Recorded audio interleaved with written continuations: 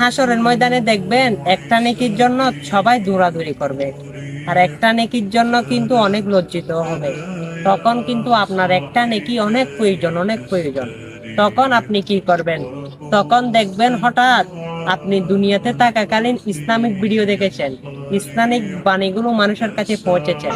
তখন দুনিয়াতে থাকাকালীন যখন ও মানুষটি আপনার ইসলামিক ভিডিওটা দেখলো, তখন ওই একটা নেকি দুনিয়া থেকে আপনার আমলনামায় চলে গেল।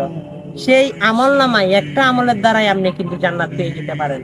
অবশ্যই দুনিয়া থাকাকালীন রসুলের হাদিসগুলো মানুষের কাছে পৌঁছান, শুদ্ধভাবে অবশ্যই নিজেও চলাফেরা করুন, ইসলামিক শরীয়ত মোতাবেক চলুন, আর হাদিসগুলো বাণীগুলো আল্লাহর বাণীগুলো সবার কাছে পৌঁছান, সেই জান্নাত আপনারও নসিব হবে। আর অবশ্যই আমি মুসলমান ভাই হিসাবে আমি আপনাকে এটা বললাম, আপনি চাইলে এটা অন্যের কাছে শেয়ার করতে পারেন।